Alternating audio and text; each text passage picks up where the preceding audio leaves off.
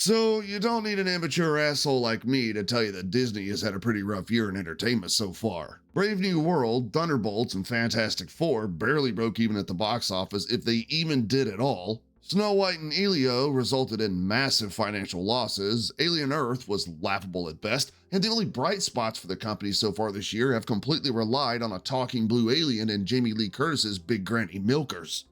Damn! I mean, come on, Disney. even Stevie Wonder could see what you were doing here. But look, you're not going to hear any complaining out of me. Mama!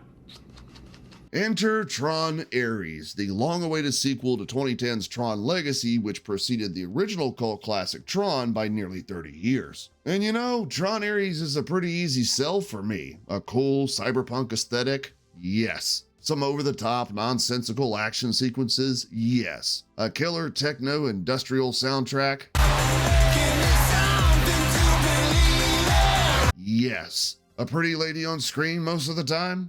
Well, no, actually, but even though Tron Ares had all the ingredients to make a cinematic meal that I'd undoubtedly enjoy, Disney still somehow managed to make the most generic, boring, inconsistent mess I've seen so far this month.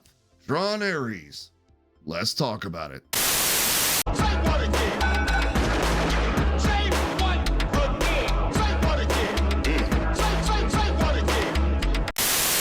At its core, Tron Ares is a story we've seen 1,000 times by now, backed by some absolutely awesome and then also sometimes absolutely shit visuals, but that's something we'll get into here in just a little bit. We're following along mostly with Ares, an all-powerful, all-knowing super soldier who acts as the guardian of the grid and the Dillinger server system. Now, when you think of super soldier, who's the first person that comes to your mind? Maybe someone like Chris Hemsworth, Henry Cavill, or even Alexander Skarsgård, who all not only physically embody a super soldier with their towering, well-maintained physiques, but they're accredited, beloved actors who could pull something like this off with ease. Well, think of whatever the opposite of all that shit is, and you'll arrive to someone like 150-pound, 5'11" Jared Leto who has all the acting range of a bottle of dish soap. Really? Seriously, Disney, this is the best that you could just... Oh, and before we get too far into this, here's your reminder that any and everything I have to say is up for conversation. So if you agree or disagree with anything I have to say, let me know your thoughts in the comments down below. I'm not going to hold or delete anything per the usual, and I'll make sure to respond to everyone in due time. Cool? All right. Anyway, Leto isn't the worst thing here, all right? I don't guess. But to be fair, the only thing the script asks of him is to be an emotionally void, stoic, blank-faced computer program with less personality than my Google AI assistant. Is that like a personal attack or something? And if there's anything he's going to be good at, it's that. Where Tron Ares fails, though, is being, well, Tron. Take out the handful of cameos and the visual style, and this is a run-of-the-mill AI becoming sentient and self-aware storyline, and I don't know about you, but I've seen at least 20 of those types of films in the last couple of years. There was next to nothing that tied this film into the greater Tron lore outside of a brief but always amazing appearance by Jeff Bridges as Kevin Flynn, an attempt at some cheap nostalgia bait with the Permanence Code, and a corporate politics plotline more flimsy than Rachel Zegler's career. It's Hollywood, baby. Now, the most important thing in the creation of a submersive science fiction world is to establish rules that said world operates within. Tron Ares forgoes all of that shit and merely creates what it wants to, when it wants to, all in service to the plot. Like, apparently programs from the grid, which are nothing but lines of code, can now be physically manifested to the real world by some sort of 3D printing. Okay, cool. 3D printing's a real thing, but how does stuff like this hold up? How can a 3D printed soldier survive being hit square in the face by a real-world motorcycle, fall several stories, land directly on its face, and survive? How can a 3D printed motorcycle take an ass ton of real-world damage, like running into other cars and walls? How long does the orange wall stuff last in the real world? As a matter of fact, what's fueling all this shit? The motorcycles, the Batwing looking thing, the big portal machine, just no fucking idea.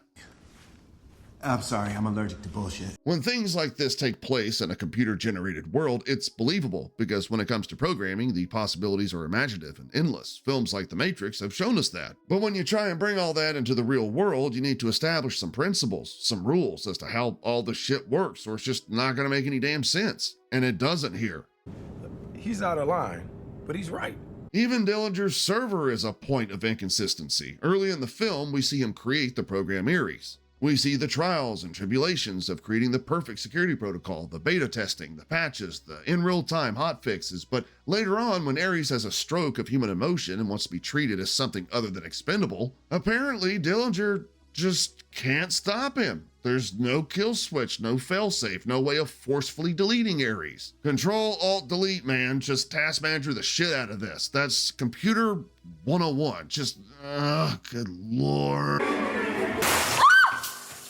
Even one of the film's bigger themes, which surrounds the restriction of grid programs in our world for 29 minutes before they're destroyed and sent back to the computer world, is really inconsistent. In one scene, that timer is ever present, constantly being checked on by Eve, our human protagonist, and Ares, as they're racing back to the Incom headquarters. They're weaving in and out of traffic, avoiding law enforcement, blazing down the streets of LA just to barely make it to the HQ in time. This scene is tense, it's harrowing, and they're pressed up against this clock. But then, in another scene, Athena has the time to fly a giant, slow-ass spaceship thing to the headquarters, spawn a bunch of drones, trap Eve, fight off the military, crash her slow-ass spaceship thing into a building, get into a Batmobile, grab Eve, get halfway back to Dillinger, get stopped by Ares, and then fights him in the middle of the street, all within that same 29-minute timeline.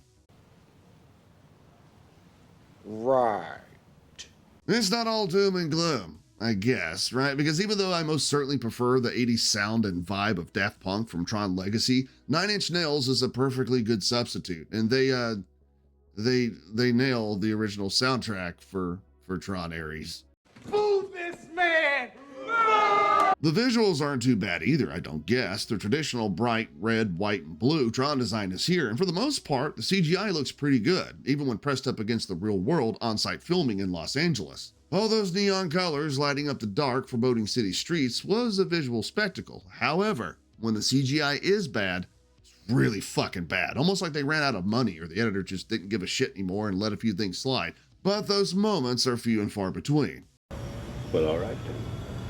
With that being said, we happy? Say what again? Say what again? I dare you. I double dare you, motherfucker. Now, I don't think this is the worst film ever, all right? I think there's some value here for families who want to go see a decent, colorful popcorn flick, but for folks like myself who judge a film for its writing and the tie-in to the greater universe that it shares its namesake with, you know, Tron, this was just another failed attempt by Disney. And you know, hopefully that big-ass Lilo and Stitch box office can hold them over, because once word gets out about Tron Ares, I don't think they're going to be making any money with it either. Truly, Disney just destroys everything.